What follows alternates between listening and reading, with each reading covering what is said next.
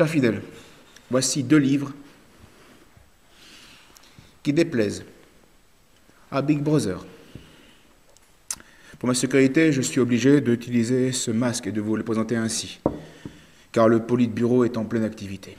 Le commissaire politique Touvonov recherche jour et nuit les ennemis du parti.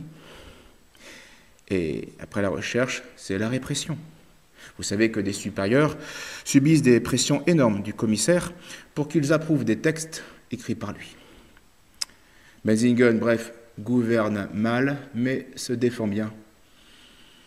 En 1 an, un évêque a été expulsé, plusieurs prêtres ont été chassés, les abbés Pfeiffer, Chazal, Eco, Voigt, Trincado et d'autres. Et plus d'une dizaine sont aujourd'hui sans ministère ou mis au placard. Les abbés Buffet, les abbés Doran, Ensfellner, Faure, Isagir, Ortiz, Pinault, Salnave, Vargas, Zabi et votre serviteur. Alors que faire? Devons-nous nous cacher et nous taire? Mais de quoi devrions-nous avoir honte? De rien. Alors, n'ayons plus peur de crier la vérité sur les toits, car c'est la vérité qui nous rend libres. Faisons comme l'abbé Pivert. Enlevons nos masques, agissons en plein jour, comme des enfants de lumière, tout simplement. Grâce au livre de l'abbé Pivert, on redécouvre à travers 1000 citations, connues ou inconnues de Monseigneur Lefebvre, notre religion en ce qu'elle a d'essentiel. Notre Seigneur est Dieu et roi. Et on comprend mieux alors la nocivité des catholiques libéraux qui trahissent le règne de notre Seigneur Jésus-Christ et leur complicité objective avec les ennemis de la divinité du Christ. Mais étrangement, l'auteur, l'abbé Pivert, au lieu de recevoir les louanges de la maison générale, a reçu des blâmes. Étonnant.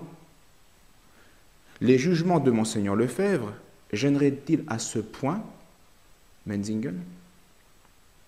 Car ce livre est composé à 95% de citations de Monseigneur Lefebvre, présentées par l'abbé Pivert. Le Politburo voudrait-il censurer certaines paroles de Monseigneur Lefebvre? Celle-ci, par exemple. En 1975, Monseigneur Lefebvre disait « Mais que reste-t-il d'intact de l'Église préconciliaire? C'est le plus grand service que nous pouvons rendre à l'Église catholique que de refuser l'Église réformée et libérale. » En 1976, je vous le dis, mes bien chers frères, ce qu'a fait la Révolution n'est rien à côté de ce qu'a fait le Concile Vatican II. Rien. En 1978, nous n'avons pas peur de dire que cet œcuménisme vient tout droit des officines secrètes de la franc-maçonnerie. Et en 1988, c'est une nécessité absolue d'étudier le libéralisme et de bien le comprendre. Et je pense que beaucoup de ceux qui nous ont quittés pour rejoindre Rome, soi-disant, n'ont pas compris ce qu'était le libéralisme et comment les autorités romaines, depuis le Concile, sont infestées de ces erreurs.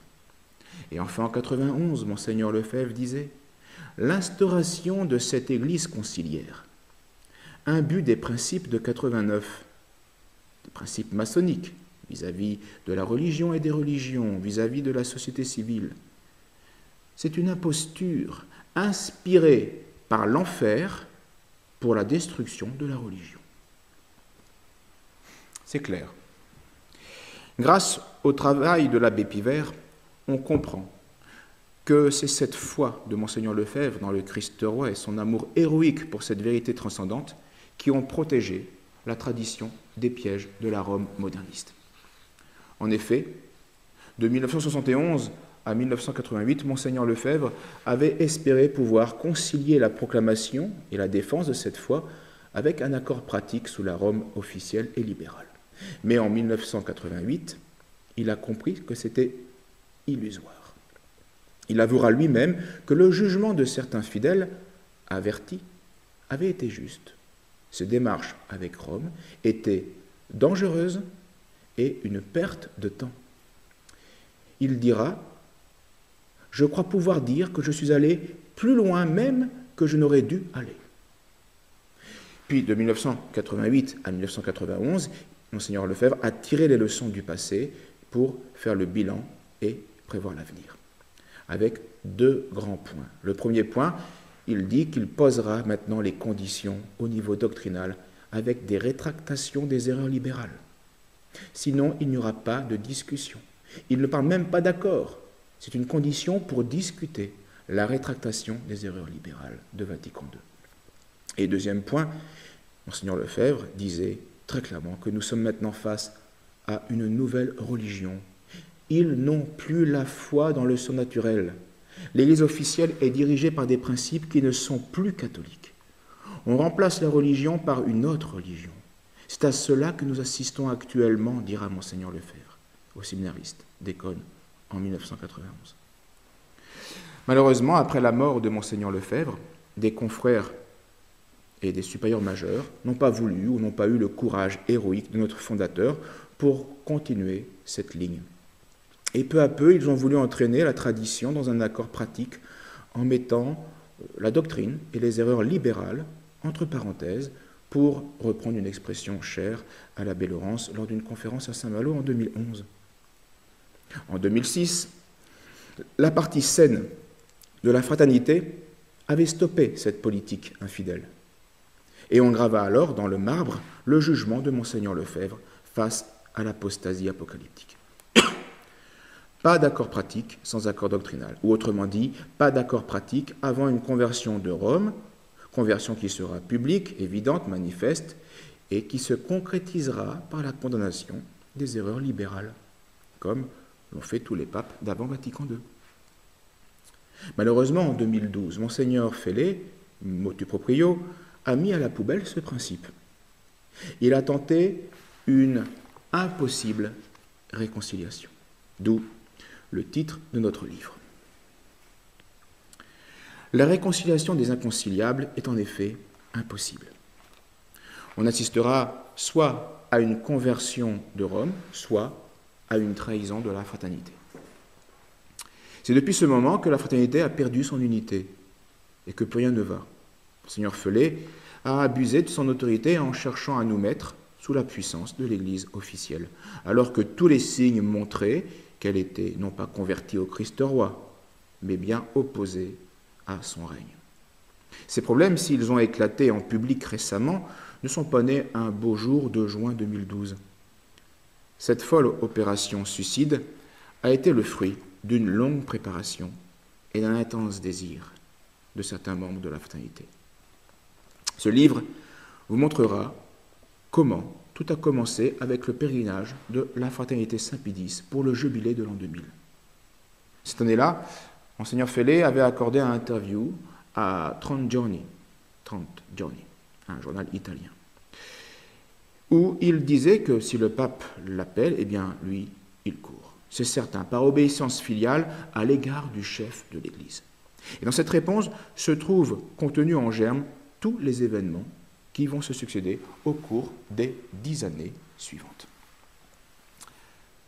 Dans cet entretien, Monseigneur Fellet avouait aussi qu'il fallait être réaliste, que Rome ne pourra jamais dire « nous nous sommes trompés avec le Concile Vatican II », mais que le Vatican sera toujours capable, selon Monseigneur Fellet, de trouver la formule qui convient pour s'arranger, qu'il ne sera pas nécessaire de dire quelles sont les erreurs de la nouvelle messe. Il sera suffisant, disait en l'an 2000 Monseigneur Fellet, il sera suffisant de concéder aux prêtres qui le désirent la possibilité de célébrer la messe avec le rite qu'ils préfèrent. Donc une simple préférence. Ce livre comporte 3 parties. La première, très courte, ce sont les 10 paroles de notre fondateur à retenir au sujet de notre problème. La deuxième partie, c'est un memento chronologique, synthétique, de documents officiels de Rome, de la fraternité, des années 2000-2012, qui prennent tout leur éclairage grâce aux événements récents. Et la troisième partie concerne les textes historiques de la période 2012-2013. Certains sont inédits, d'autres ont été mis sur Internet. Mais il fallait se les remettre devant les yeux, car ils étaient très importants, ou soit trop méconnus. car le mouvement sur l'Internet va beaucoup trop vite pour l'intelligence. Ces documents de qualité sont atemporels. Ils doivent nourrir notre intelligence et nous aider par une vie contemplative et amoureuse de la vérité à une plus grande union à Dieu. Ce livre nous rappellera, car qui s'en souvient, comment en l'an 2000, le cardinal Hoyos parlait déjà de la fraternité comme une société de vie apostolique avec un rite spécial. Il parlait du protocole de Ratzinger et de Monseigneur Lefebvre et de la levée de l'excommunication. En 2001, il faut se souvenir que le Conseil général a donné son accord aux négociations, en posant seulement 2 conditions préalables. Mais peu de temps après, Monseigneur Felet précisa publiquement: il ne s'agissait pas à proprement parler, comme on l'a écrit aussi ou là, de conditions préalables. Un catholique ne peut pas soumettre Rome à des conditions. Voilà quel était l'esprit de Monseigneur Felet en 2001. Ce livre vous rappellera comment, pour les prêtres de Campos, ce contact officiel de la fraternité fut le commencement de la fin pour arriver à un accord désastreux dès 2002. Ce livre vous rappellera comment, à l'issue d'une entrevue, Benoît XVI et Monseigneur Felet, en 2005, en sont arrivés à un consensus sur le fait de procéder par étapes dans la résolution des problèmes.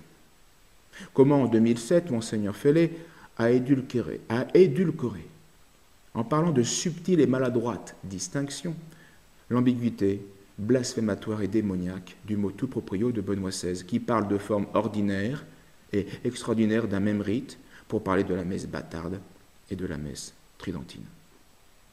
En réalité, dès 2002, lors d'une conférence à Kansas City, Monseigneur Felet pensait que la loi générale de l'Église, c'est la nouvelle messe. Et il demandait uniquement que l'ancienne messe soit aussi la loi générale. Aussi. Qui se souvient du discours du cardinal Hoyos à Monseigneur Felet, lui expliquant que subjectivement, vous êtes persuadé d'avoir agi justement par les sacres. Et donc, il n'y a pas de faute, pas de sanction, pas d'excommunication. Mais pour l'extérieur, c'est un fait objectif. Il y a eu un acte qui donnait l'apparence d'une rébellion contre Rome. Et à ce titre-là, il y a eu une censure. Il faut donc l'enlever. Voilà l'état d'esprit des Romains qui préparaient la scandaleuse levée des excommunications. Ce livre vous rappellera qu'en janvier 2009, le cardinal Hoyos confiait à la presse italienne: une chose est sûre, la pleine communion arrivera. Dans nos conversations, Monseigneur Felet a reconnu le Concile Vatican II. Il l'a reconnu théologiquement. Théologiquement. Ne reste que quelques difficultés. C'était en 2009. Ce qui explique la manipulation des communiqués faite par la Maison Générale en 2009 au sujet de la levée de l'excommunication. Monseigneur Felet avait écrit à Hoyos: nous acceptons et faisons nôtre tous les conciles jusqu'à Vatican II. Et on nous a fait croire qu'en réalité, il avait écrit: nous acceptons et faisons nôtre tous les conciles jusqu'à Vatican I. Point. Mais un moderne bien informé a tout de suite écrit sur un blog du Vatican que la première version était la vraie et que la seconde version n'était qu'une traduction à l'usage de l'opinion interne de la fraternité Saint-Pie, etc., etc. Je vous laisse découvrir le reste. Et on arrive ainsi au 13 juin 2012. Monseigneur Felet était prêt à signer avec Rome un accord sur la base de sa lettre, où il fallait dire en même temps qu'on était d'accord et pas d'accord, ce qui s'appelle en philosophie nier le principe de non-contradiction. C'est un autre sujet. Or, cette lettre est aujourd'hui connue. On sait que Monseigneur Felet a pensé l'impensable. Nul ne pouvait imaginer qu'un prêtre formé à Écône, qu'un évêque sacré par Monseigneur Lefebvre puisse arriver à penser ce qu'il a écrit. Et Monseigneur Felet, aujourd'hui, ne regrette rien, si ce n'est le contexte actuel de la fraternité qui l'a empêché de signer. Enfin, n'oublions pas que le dernier document officiel sur les rapports entre Rome et la fraternité, c'est celui de la déclaration de la commission Ecclesia Dei du Vatican du 27 octobre 2012, qui dit que dans sa dernière correspondance du 6 septembre 2012, la fraternité sacerdotale Saint-Pédis, donc Monseigneur Fellet, a fait savoir qu'elle avait besoin d'un temps supplémentaire de réflexion et d'étude pour préparer sa réponse aux dernières propositions du Saint-Siège. Aujourd'hui, disait le Vatican, le Saint-Siège attend la réponse officielle des supérieurs de la fraternité à 2 documents. Après 30 ans de séparation, il est compréhensible qu'il faille du temps pour assimiler la substance des développements récents. On est là. Certains diront, mais Monseigneur Fellet n'a rien signé, donc il n'y a plus de problème. Réponse. Quand les Berlinois ont entendu parler d'un projet de construction d'un mur à Berlin, qui allait les enfermer physiquement dans un régime pervers, les plus lucides ne se sont pas dit « quand je verrai le mur, fini, les portes fermées, les mitrailleuses en poste, alors je partirai de Berlin, alors seulement je refuserai de me laisser enfermer. » Non, les plus lucides, au contraire, ont tout tenté pour fuir la ville pendant qu'il était encore temps. Nous avons aujourd'hui assez de déclarations public, privé, pour connaître le projet et la pensée conciliatrice de Menzinger, et donc pour agir sans attendre d'être enfermé dans l'Église conciliaire. D'autres diront, mais Monseigneur Fellet dit maintenant qu'il n'a pas voulu, et qu'il ne veut pas, en tout cas pour l'avenir, signer avant la conversion de Rome. Que vous faut-il de plus? Mais comment peut-on le croire? Comment donner la moindre confiance à ces paroles, vu ses actions et ses paroles passées? En 6 mois d'intervalle, Monseigneur Fellet est passé d'un discours en juin 2012 qui justifiait une solution canonique avant une solution doctrinale, sous prétexte que l'attitude officielle de Rome a changé, et qu'il fallait laisser de côté les problèmes secondaires, les erreurs du Concile, pour s'occuper des problèmes majeurs, à un discours en mars 2013 où la situation de l'Église reste inchangée, où le Concile redevient l'agent principal de la destruction de l'Église. Bref, 2 jugements contradictoires. En 6 mois, sur un tel événement, par un prêtre formé par Monseigneur Lefebvre. On se moque de nous. On se moque de vous. Récemment, en mai 2013, le mois dernier, Monseigneur Fellet a dit à une communauté de sœurs qui était opposée à un accord qu'il n'y a plus de possibilité d'accord avec Rome et que suite aux dernières discussions, c'est fini. Mais le même jour, à des confrères qui étaient plutôt pour un accord, Monseigneur Fellet disait qu'il attendait que François opère un nettoyage de la curie pour retenter une approche. Donc, c'est fini, mais on retente une approche. Toujours le même double discours et ce désir légaliste envers la Rome officielle.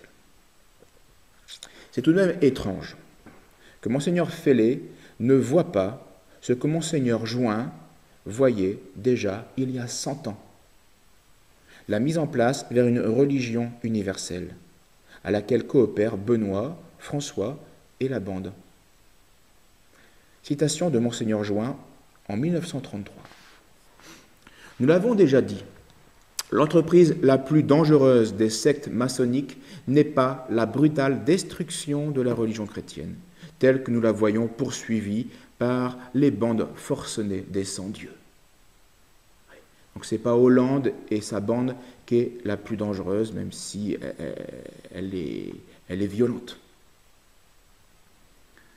Mais c'est bien la désagrégation de cette religion par une interprétation purement humaine de ses dogmes et de ses commandements, ce que font Benoît, François et la bande. On se sert des mêmes signes, mais on leur attache un sens différent. Dès lors, il ne s'agit plus de détruire les religions, mais de les confondre par la rencontre sur une même estrade de prêtres de confessions différentes, par la succession au microphone du curé et du rabbin, par la célébration simultanée à l'église et au temple d'un même événement, jusqu'à l'établissement, peu à peu, d'une religion commune à tous les hommes. Voilà ce que font tous les évêques conciliaires. Ils confondent, ils préparent la religion universelle maçonnique. Et François comme Benoît y coopèrent. Alors je vous laisse découvrir l'impossible réconciliation. Il faut déchirer cette image que nous n'aurions jamais dû voir. Un monseigneur Felet, naïf, hilar, qui croit à un vrai accord, à une conversion, sans une conversion où on n'est pas d'accord, mais on est d'accord et on va s'arranger. Il ne voit pas l'emprise maçonnique qui détruit la religion catholique. Alors concluons. Ces deux livres sont à lire absolument pendant les vacances. À lire absolument pendant les vacances, parce que la rentrée va être chaude. Et il faut les faire circuler autour de vous pour faire sortir de cette torpeur mortelle notre petit monde catholique, les prêtres, les religieuses, les fidèles, vos amis, des religieuses qui ne sont au courant de rien, qui ne savent pas ce qui a été dit par Monseigneur Felet, qui ne savent plus ce que Monseigneur Lefebvre nous enseignait. Il faut se remémorer, relire cela, l'imprégner et en vivre. Donc, nos rapports avec Rome, c'est à commander au Moulin du Pain, 22 € pour 360 pages, une merveille, une merveille. Donc, texte de Monseigneur Lefebvre présenté par l'abbé Pivert, et l'impossible réconciliation à commander aux éditions Sainte Jeanne d'Arc, 16 € pour 170 pages. Voilà. Écrit par votre serviteur avec une préface de Monseigneur Williamson. Et comme disait un bon père au séminaire, nous sommes l'Église militante et non pas l'Église dormante. Comme nous disait Monseigneur Lefebvre, et comme il nous le dit encore du haut du ciel, vous vivez à une époque où il faut être des héros ou rien. Vous avez le choix, ou abandonner le combat, ou combattre en héros. Voilà. Prions bien, Monseigneur, pour qu'il nous vienne en aide, que Dieu nous vienne en aide, que Marie, l'Immaculée, nous protège, que la gloire soit rendue pour tous les siècles au Père, au Fils et au Saint-Esprit. Merci et bonne lecture.